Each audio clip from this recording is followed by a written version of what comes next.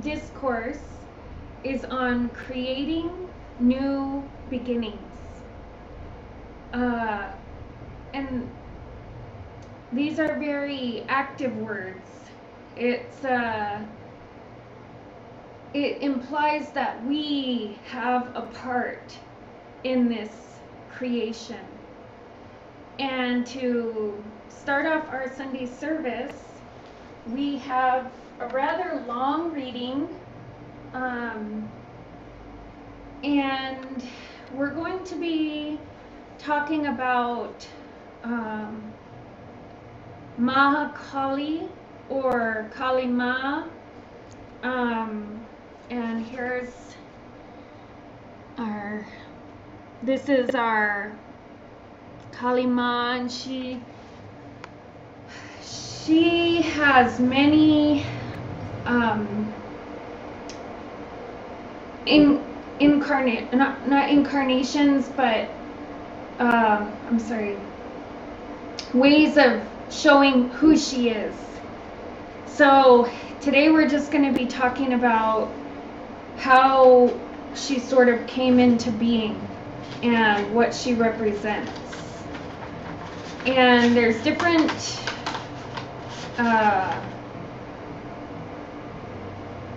this goes back, way back, beginning of time. So this is one story on the origin of Kali Ma. And this story is to instruct us during this time right now of this June 20th, 2019, and the energies that we're some of us may be experiencing in different ways, and we'll get into that more too. So long ago there existed two powerful demons called Shumbuhu and Nishumbu. As they grew in strength, they usurped the vast empire of the king of gods. Indra and dispossessed all the gods like Surya, Chandra, Yam, Varuna, Pawan, and Agni. Both of them also managed to throw the god host away from heaven. Sorely distressed, the gods went to the mortal realm, Earth, and began to brood on how to rid of these demons permanently. The solution was to pray to Durga Ma in her form of Parvati, the wife of Shiva. They reached the Himalayas and prayed to please the kind-hearted goddess Parvati. Agreeing to help, the body of Mother Parvati emerged as a bright light in the form of a divine lady called Ambika. Her exit from Devi Parvati's body caused the latter to turn dark and black. She was then known as Kaushika, who began to dwell over the mountain ranges. When the sycophants of demons, Chand and Munda, saw the dazzling light in the beautiful form of Ambika, they were enchanted by her superb beauty. They went to the demons, Shumbu and Nishumbu, and said, "Your lordship, this woman is the most beautiful female in the entire universe." They described her beauty in such superlative terms that Shumbu and Nishumbu could not resist sending their messenger, Sugriva, to bring her to them. Sugriva reached Ambika and extolled the virtues of his masters, Shumbu and Nishumbu, to influence the goddess. But she smiled indulgently and replied, "You may be right in the assessment of your masters, but I cannot break my oath. I might have done it rather unconsciously, but the fact is that now I stand committed to my oath, which is that whosoever can defeat me in battle and browbeat me, whosoever can match my power, only he shall be my master." So go and tell your masters to show their strength and win me in battle." The messenger replied, "Listen, O lady, you are very arrogant and adamant. Don't challenge my masters against those against whose might the universe shudders in fright. They who have browbeaten the gods and have thrown them out of the heaven are very powerful. You are a mere woman, and you cannot match their might. Follow my advice and come with me to accept their proposal, or else you shall be pulled by your hair and taken to their feet." The goddess replied, "Whatever you say may be true. Maybe your Shumbu is so powerful and your Nishumbu is so virile, but I am committed to my pledge. But go now and explain the whole situation to the demon lords. Let them come and defeat me." Sugriva went to his masters, Shumbu and Nishumbu, and explained the whole situation at length. Shumbu and Nishumbu became angry, and they sent another demon, Dhumrachalan, to fetch her. But a mere loud cry and wrathful gaze of the goddess was enough to incinerate the demon Dhumralochan. The lion of the goddess slayed the accompanying demons. Then the demon king sent Chanda and Munda with a large army to capture the great goddess. They encircled the Himalayas to nab the goddess. The goddess then produced a black figure of frightening form called Kali Devi or Kalika Devi. She destroyed the demons easily, hacked off the heads of Chanda and Munda, and brought them to the goddess Ambika.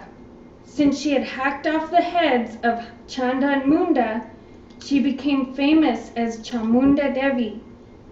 Hearing the death of Chanda and Munda, the demon kings sent another huge army headed by 7 commanders.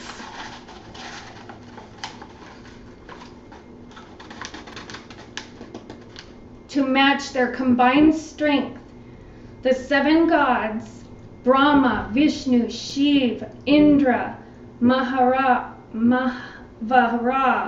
Nising, Swami, Kartikeya, dispatched their forces. Seeing the temerity of the demons, another beam of power in the form of a woman emerged from the goddess's body, who sent Lord Shiva as her messenger to Shumbu and Nishumbu with the message, "If you want your welfare, return the realm of gods to gods, along with their right to perform yagnas,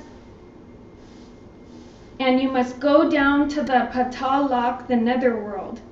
Shumbu and Nishumbu refused to accept the goddess's advice, and leading a huge army of terrible demons, reached the battlefield. Supported by the divine powers, the goddess began to massacre the demons. At that time, the demon forces were led by a demon, Rakta Bija.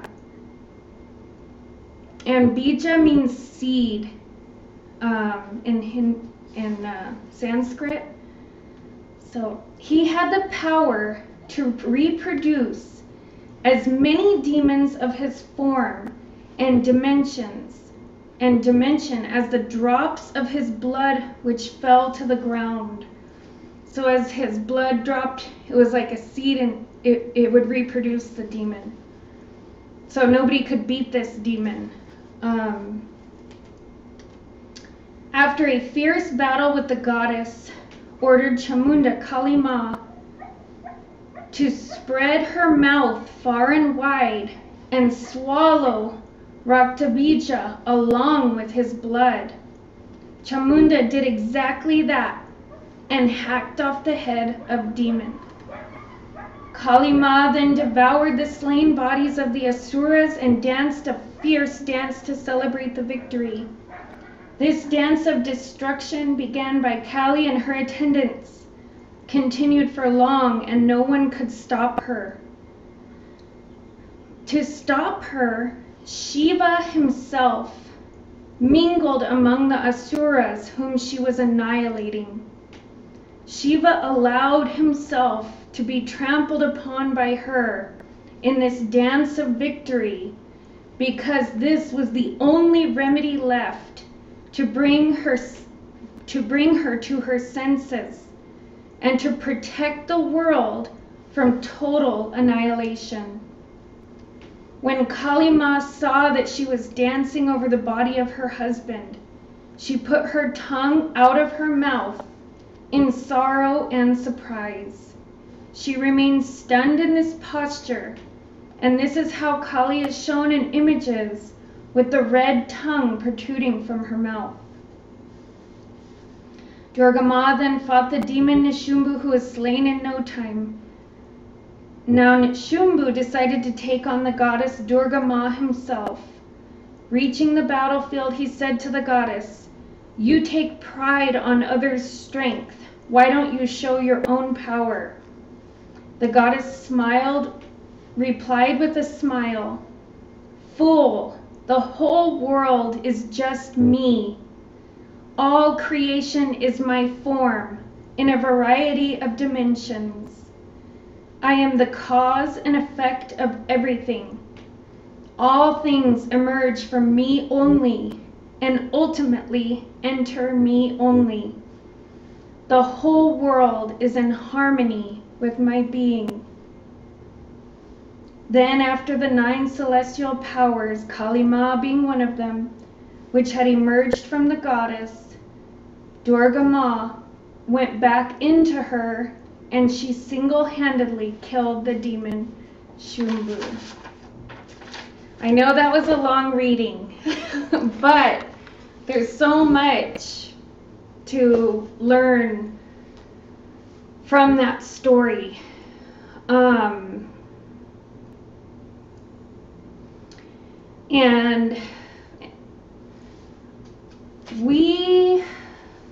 And this story is about all of us. We underestimate our own power. We underestimate our own nature.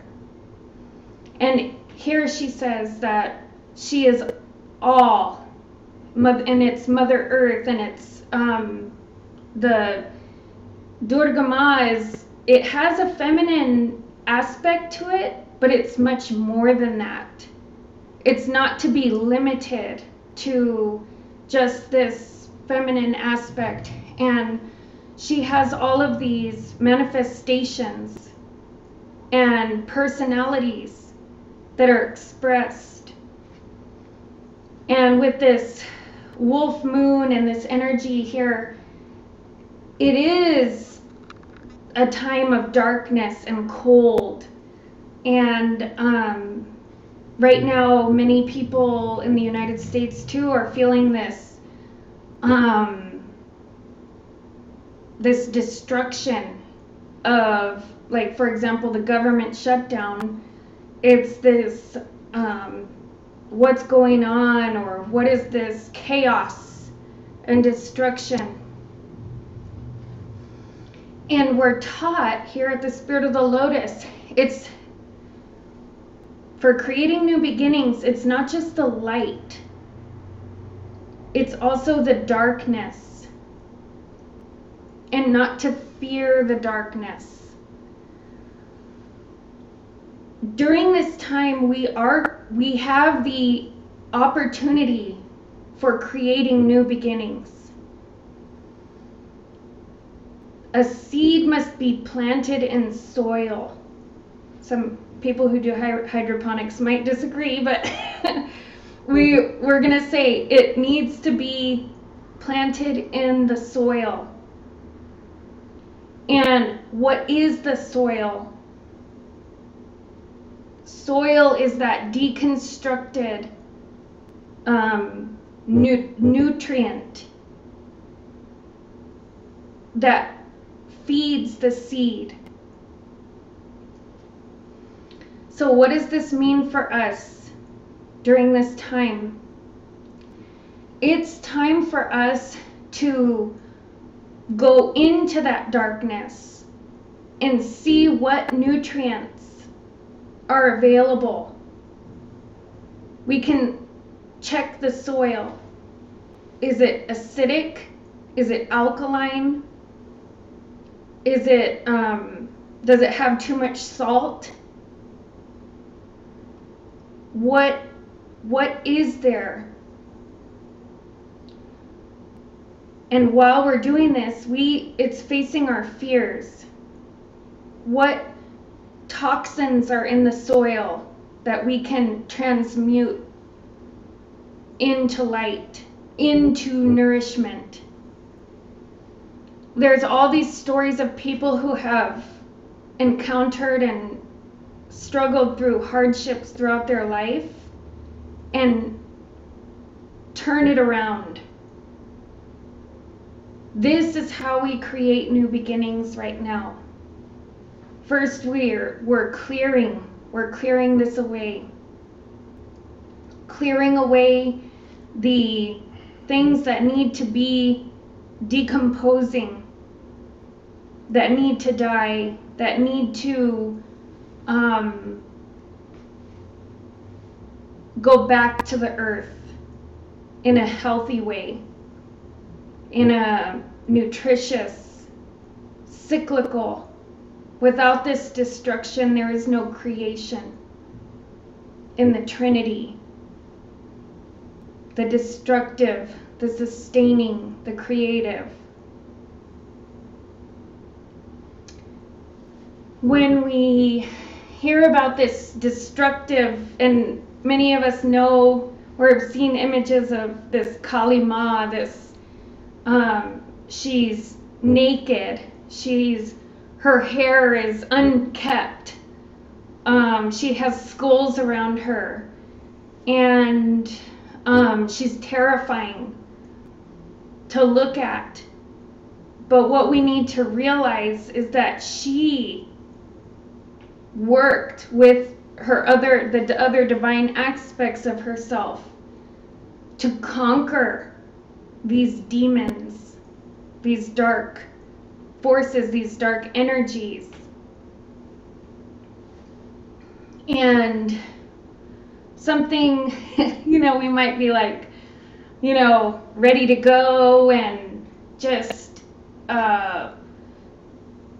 attack, in a kind of a more violent, because it does have this kind of violent kind of feel or nature to it. But that is not the end. This story instructs us because she was so wrapped up in her own power and her ability to just slash and slay these demons and take them down in her emotional overwhelm. She even slayed Shiva, her husband. She failed to see the full picture. And thank God for the people and the energies and the beings and the holy beings in our life that present themselves to bring us into our own awareness, back into our own awareness. And this teaches us detachment, for us not to be so overwhelmed with what we're doing with our emotions, so overwhelmed with our own thoughts that we're actually blinded and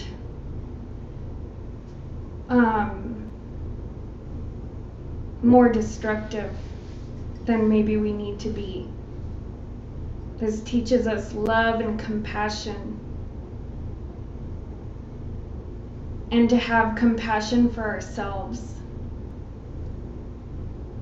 And if we're doing something that's destructive, to perhaps pause and really see what we're doing from a detached point of view. And this isn't just outward, this is inward. Are we beating ourselves up?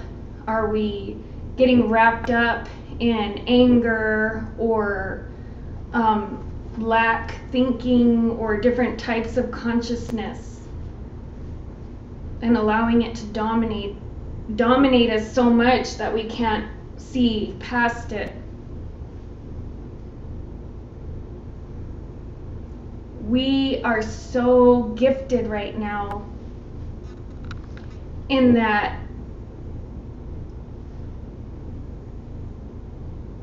we are surrounded by our ancestors, all those who came before us, supporting us. So the old ways are it's not the same. The old ways are not the same. We can't look to the past. We can take teachings and we can learn from the past, but it's not to repeat the past or to do it exactly as it was done before, because we're much more than that. And we want to read this one part from this story. And this is the goddess Durga Ma speaking, but it's us.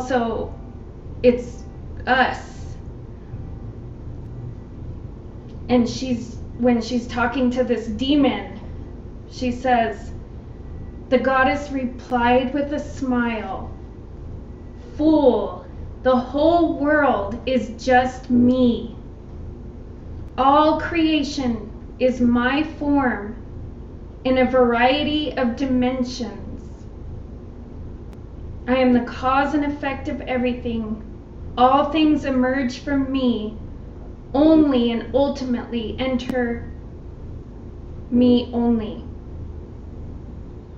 The whole world is in harmony with my being."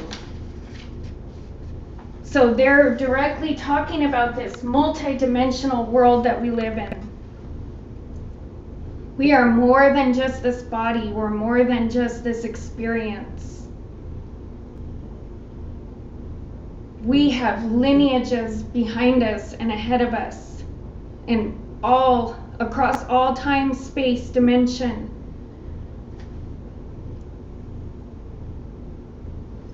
We have the ability to create these new beginnings, to cultivate the soil in the darkness, but not to do it in a way that's grasping, pain, fear. We can do it with love, compassion, detached awareness, spiritual freedom and harmony, to create these new realities that we're in.